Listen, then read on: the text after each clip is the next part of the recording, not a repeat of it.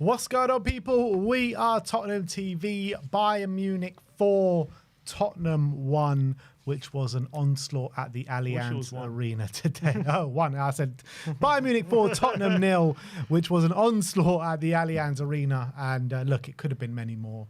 We saw Harry Kane miss that penalty in the opening 10, 15 minutes, whenever it was. Elise missed a gilt-edged chance. Goretzka missed a number of chances as well. I mean, it really could have been much, much worse than 4-0. And it was a shocking, absolutely shocking display from Tottenham Hotspur. We couldn't advance the ball up the pitch. We were rooted to going, one ball straight up the pitch. No one can make it stick. Kudus trying to do stuff on his own. Brennan Johnson completely non-existent. Pape Sarr getting consistently fouled, particularly in the first half. We just had no attacking patterns of play to our game whatsoever. Yes, we are playing a very strong opposition in Bayern Munich, the strongest opposition that we have played so far in pre-season. But it just carries on a theme that we've seen so far in pre-season, where Spurs cannot break down any sort of opposition, whether it's League One, whether it's Premier League opposition, whether it's Champions League opposition in terms of Bayern Munich. It's the same story pretty much every game, except this story, the other team had the quality to get the goals against us. And it didn't matter if it had their first team on or their second team on. We were chasing shadows for 90 minutes. It was absolutely shocking. And look, in the first half, I thought the back four were doing a decent job with Romero and Van der Ven, Spence at left back and Pedro Porro at right back. But then when it came to the second half, I mean, Romero could have easily been sent off with a number of challenges that he was putting in. He got booked and definitely could have had that second yellow card. If it was a Premier League or a competitive game where they had VAR, he probably would have been off. So, yeah, I don't think many players can walk off that pitch with their head held high. I thought Spence was good in the first half, defensively solid, then in the second half just kept giving the ball away consistently. And one of the times did lead to a goal. And even their kids, their 18-year-olds, 17-year-olds coming on and scoring worldies against us. But, yeah, the midfield was just pretty much non-existent today, wasn't it? Yeah, I think it was a reality check about where we truly are at the moment, especially with the likes of Maddison out for a long time. Kulusevski, we don't know when he's going to be back. We know, obviously, we had a failed bid for Gibbs-White. All that creativity gone out of our midfield. And this is what we're left with when it comes to quality on the ball to beat teams who will play through teams who are looking to press us aggressively. And Bayern definitely did that. They were non-stop, they were relentless, and we just didn't have the quality to play through them. So we ended up a lot of the time going long. We ended up a lot of the time trying to go to Richarlison and to Kudus, and it ended up not exactly working out at all, to be honest. And they were feeding off scraps. We weren't able to progress the ball up the pitch. And on the flip side as well, we were told, or we were promised, a more resilient, a more pragmatic, a more organised Tottenham defensively, and we didn't get that today. Let's be, if we're being all honest. No, we didn't get that at all. We didn't get that at all, but it didn't help when you're looking at the players trying to get the ball up the pitch. It just kept coming back the other way every single time. We were limited to pretty much Richarlison with a couple of snapshots in the first half.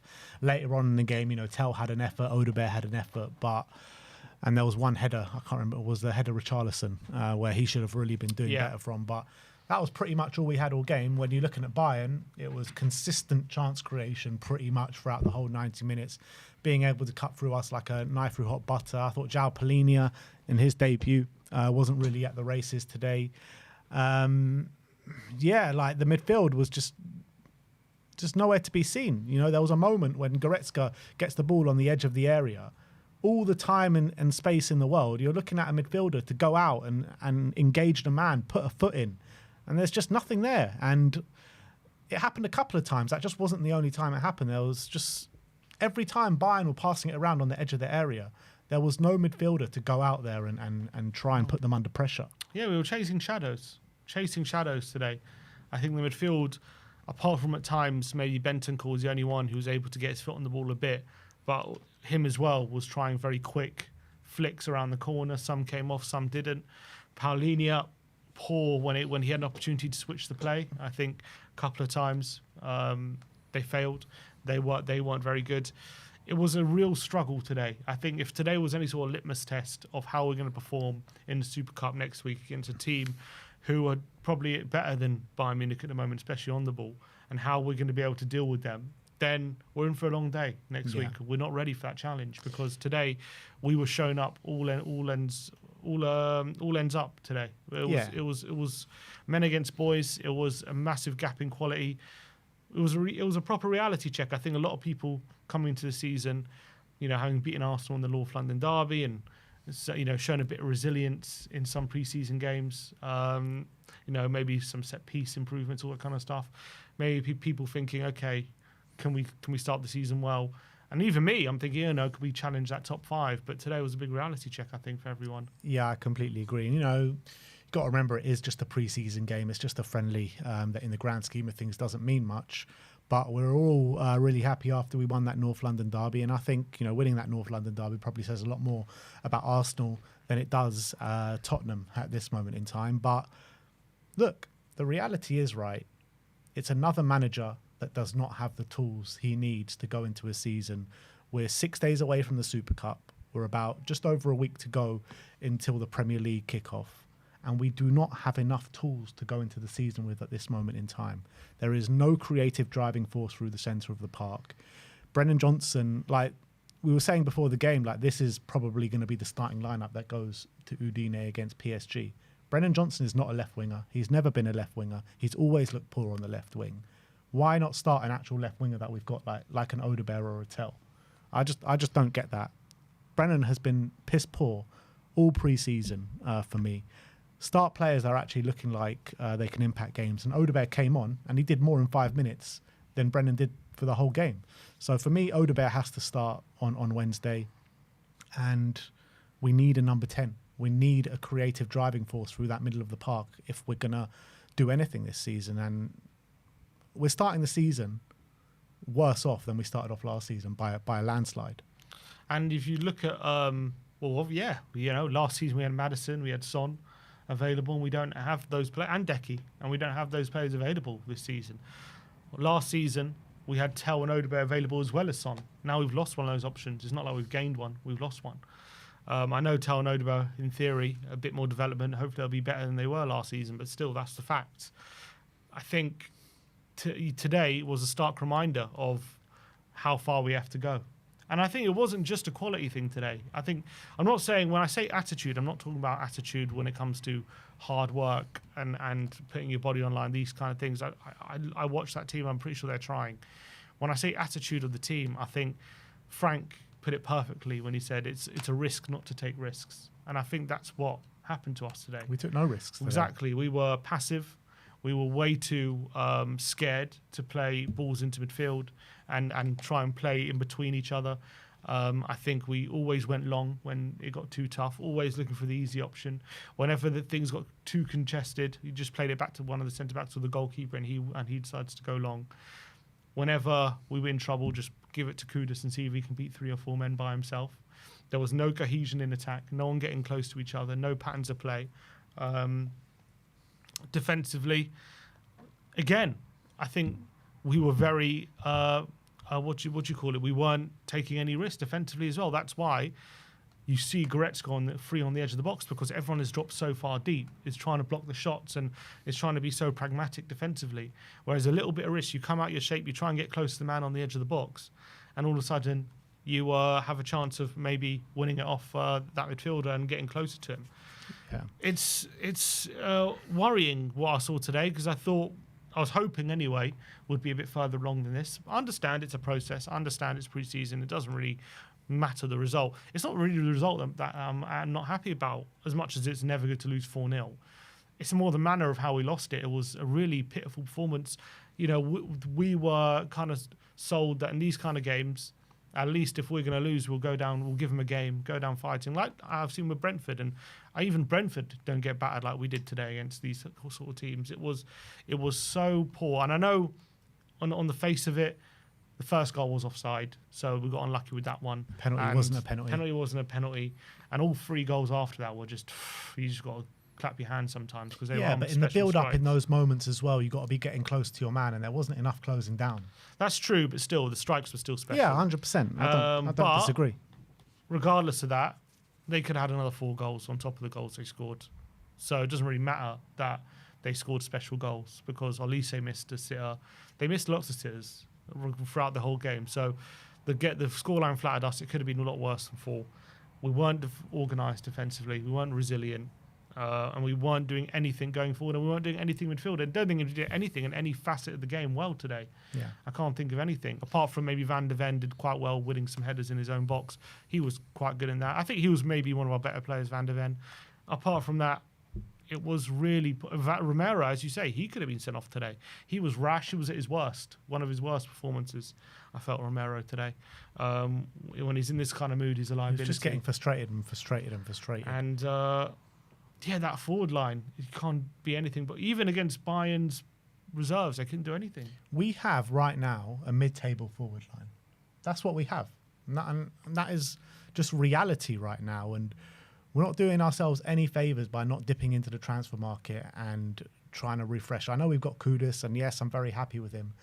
But we need a lot more than just Mohamed Kudus. When you're missing out Son, when Maddison's out for the season, when Kulusevski's not going to be there for the first 3 months of the season or however long it's going to be, you're missing 67 goal contributions out of that side. Mohamed Kudus is not going to be the one that is going to get you, even 20 goal contributions. So we need massive, massive investment from now until the end of the window, and I just don't think we're going to get it.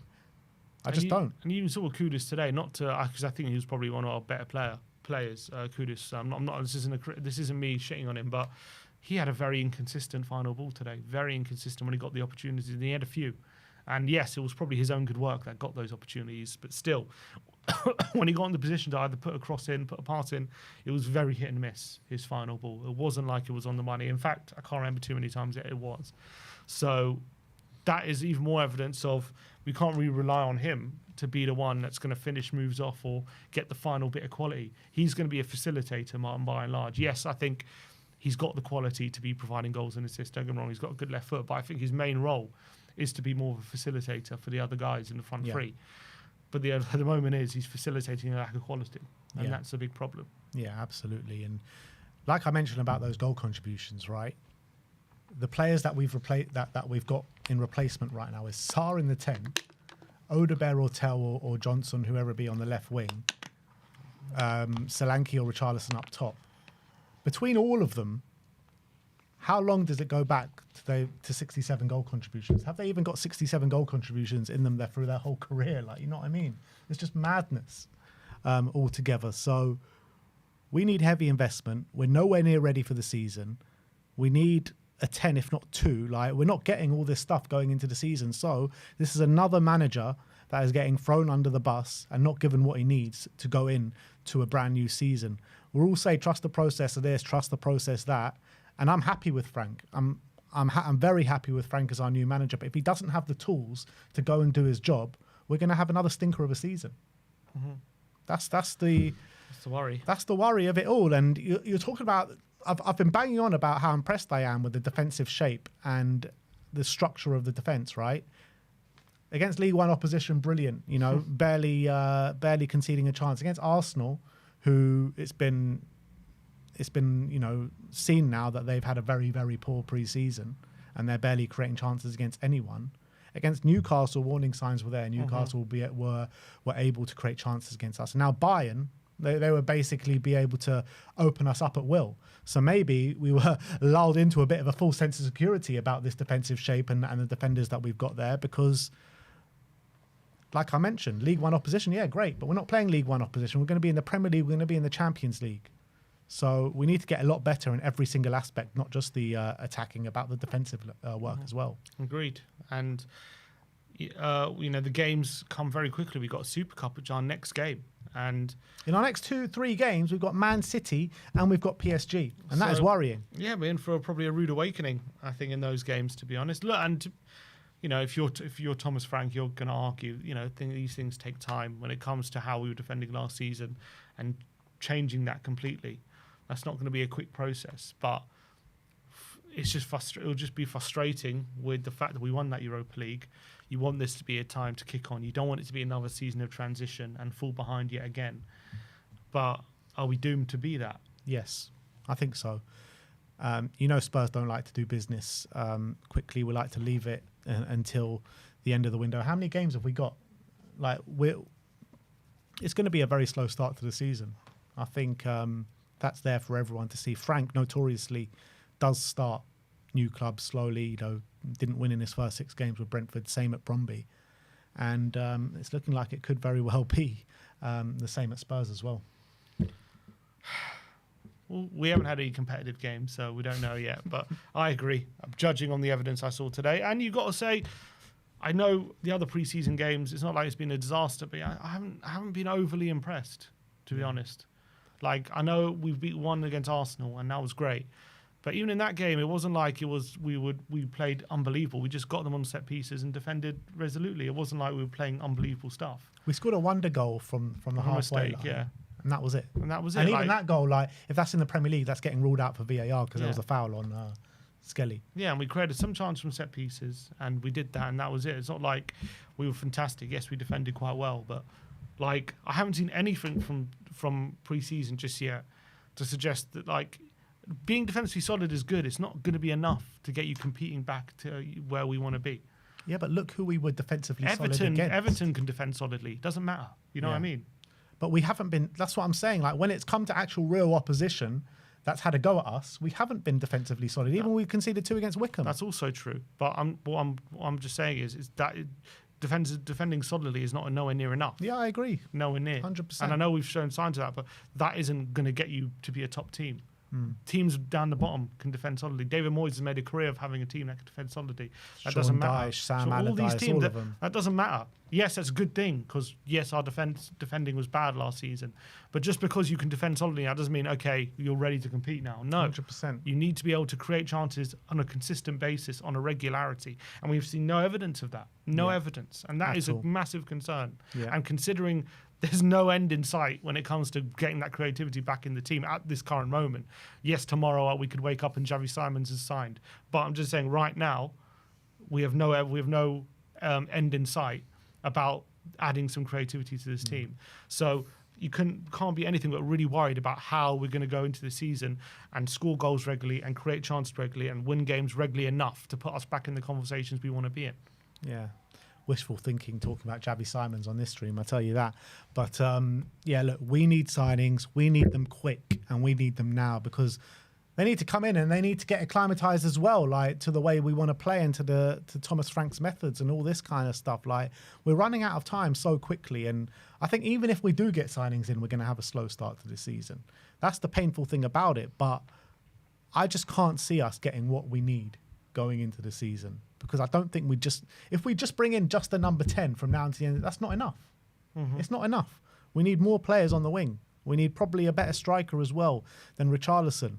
So, yeah, I mean, it is very frustrating going into the new season. Already, it's so soon, guys. It's so soon. Just over a week to go until the first Premier League game. 6 days until the Super Cup. And we're just nowhere near ready. You're looking at the business that we've done so far in this window. We got Kudus great. We got Palhinha great. Kota Takai, they're already talking about if Dragoshin makes a quick recovery, he's going to be shipped out on loan. So you're talking about Kudus and Palhinha, which are 2 signings of, the desired quality, but it's nowhere near enough. Look at Manchester United, who are pretty much level with us, just a bit above us last season in the Premier League. Look at the investment that they've made. Look at the quality of signing that they've made. Yep. You know what I mean? They've already leapfrogged us with the quality that they've brought in. Look at everyone above us where we aspire to be in the top 4. They've made heavy investment, and they've gone even further ahead of where we're at right now. Of everyone in the so-called Big 6, we have been by far the most disappointing in the transfer window, and we're just falling further and further and further behind. And we can have the best manager in the world to come in, but it's not going to make a difference if he doesn't have the tools to go and compete. So that's just where we're at the moment. But hey ho, we're European champions. So we're good for another 17 years. Exactly. We can bang on about that for another 40 years. But look, that is it. Bayern 4, Tottenham 0. I want to know your thoughts in the comments section below.